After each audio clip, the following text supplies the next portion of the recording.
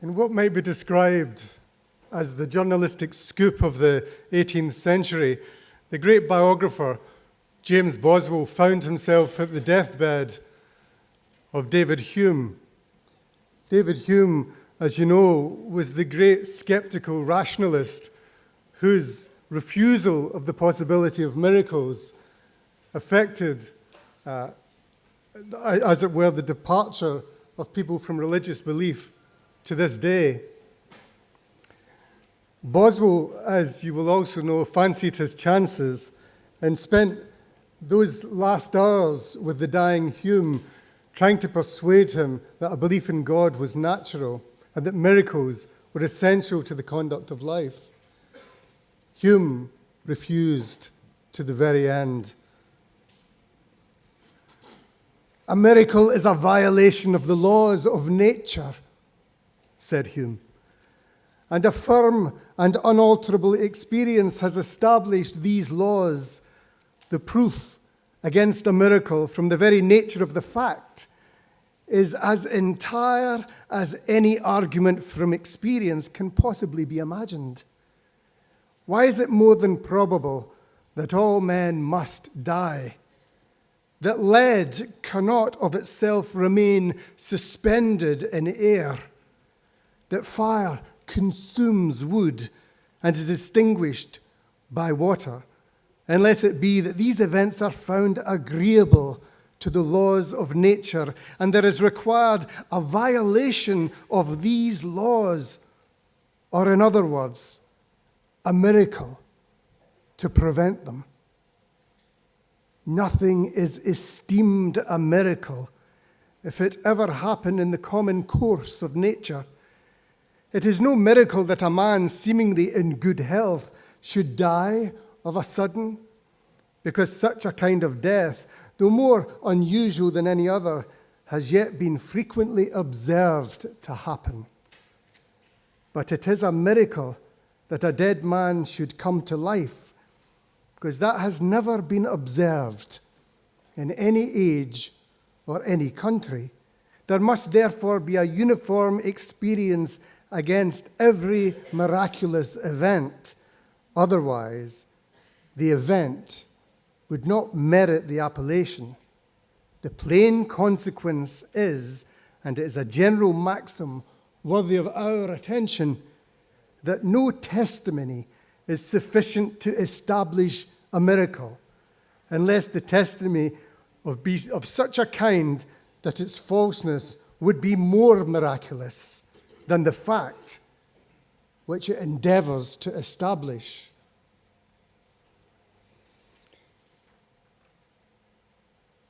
In the spirit of Wordsworth's expostulation and riposte, I'd like to spin forward a couple of hundred years and offer you my, I hope, good-humoured and modest riposte to that firmly and fiercely established Scottish philosophical tenet of David Hume's. This is a lyric I've written for this occasion called On Miracles. No sigh in the roof beams. The walls had nothing to say. The garden was not Gethsemane, yet Rome was built every day. And into that flood come the blessings of grief, the hope that each life is miraculous. No sigh in the roof beams. The candles are stored in a drawer. Yet a structure of conscience was set by hunger and prejudice and more. But the light of a flame we cannot see shows reality is only a dream. So clean your shoes and drink your tea. Your sanctity comes for free. Take me, for example, 10 years old, Sister Ignatius telling the tale of Mother Louise, the order's founder, up now for canonization. Sister then asked us to gather miracles to show the world she had saintly traits.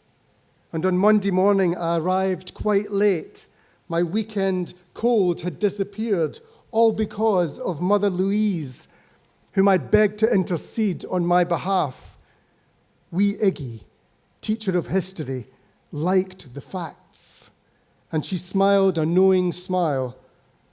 My lie was part of her conceit that the world was a holy place. Repeat. My brother Jerry had a holy picture pinned above his bed. It showed Jesus Christ with a flaming heart, an unlikely scenario so far as we knew. My father had placed this fantasia there in a fight against social realism, replacing Jerry's punk posters, all sent in stamped addressed envelopes from the NME, Stiff Little Fingers, the Sex Pistols, 999, The Clash, were too much truth for the house of God. You could still see the golden drawing pins and the torn corners, and Jerry wept to see the damage wrought by belief, the kind eyes of Jesus, his fury forgotten, yet nothing so tender as Johnny Rotten's. John Ogilvy was only 36 when he died in 1618, hung and drawn at Glasgow Cross, son of a Calvinist, the Laird of Drumnakeith. He fell in love with miracles and saw the light at Regensburg and Brunn and Olmutz. But in 1976, I just wondered if St. John Ogilvy had any tricks up his ragged sleeve for boys with matches who were dogging school. Surely the glory was all in this life. By the harbour at Saltcoats on a Saturday night, which is all of heaven we shall ever know. Or was John's suffering a saving lie that might redeem us from a world of waltzers and chips? As he fell from the scaffold, Ogilvy is said to have thrown his rosary into the crowd, and we are still counting them, scarcely proud. A lie is a wonderful, giving thing. It can taste of truth and transport, yet the hours of sanctity are never miracle enough for the small man's love of life. Give me the miracles of Shakespeare any day, or Robert Burns, or cold beer, and in darkness only, in the hour of need, the soothing broth of King James. The healing light above the doorway in any house or nation is a love that might overwhelm all obstacles to love and make us one. And so it is with miracles. The need for them is stronger than the wish to be. Humankind cannot bear very much reality. The teacher's lessons on the Orange Walk were perfect illusions in themselves. I remember those hours in the confessional box, inventing sins to please the priest. Father McLaughlin, in a blackened frock, fresh from Belfast and its oily streets, where men growled murder into their pints, in horrible pubs with a cross above the bar. I'd test the priest's mettle and stifle his yawns with admissions to crimes I couldn't commit, not in a lifetime of Sundays. But how he looked up old McLaughlin in chains when I said the church was a brilliant fake. He slapped my face, and it's lingering, the lovely metaphysical sting. The Virgin Mary is a strawberry tart, a natural thing surrounded in gloop. But truly, as a work of art, I find her reality greater than mine. The miracle of her beatitude is something to write home about especially Botticelli's Virgin and Child, a new lesson in selfhood. I think my life began right there, when all my prayers seemed suddenly airless, all my fears but tokens of a void I always suspected was there. The bloom on her cheeks and the light in her eye was man-made, don't you know? Not a heavenly benison, but made below.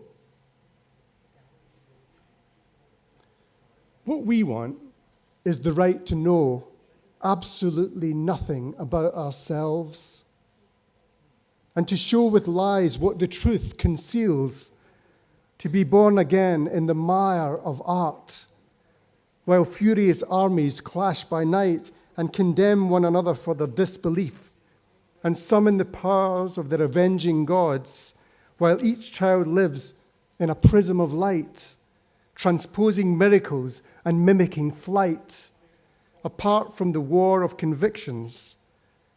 And into each delicate life comes a thought of freedom and time spent making it new.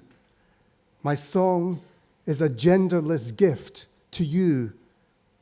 We are many, and they are few. Once, I thought all things were invented, the sea and the stars and the flags too, and the slithers of coffin that the nun brought in, those relics of a budding saint. I fancy she'd planed them from a kneeling stool, sheer remnants of her own devotion. But the saints are just like me and you, consumed in this great company of fire, and how they wish for the eternal moment, the beauty in which all senses conspire. Only the knowing bird at the end of summer, or the reckless artist sick with empathy, will ordain miracles in the court of lies. The trees will whisper if the trees are drawn, and be fully autumnal at dawn. There was once a swing park near the church, and I learned my philosophy there. Mary was nothing but a virgin idea, a useful energy in the fight for splendor. But the light that leads you is the light you make, the one you create in a blade of grass.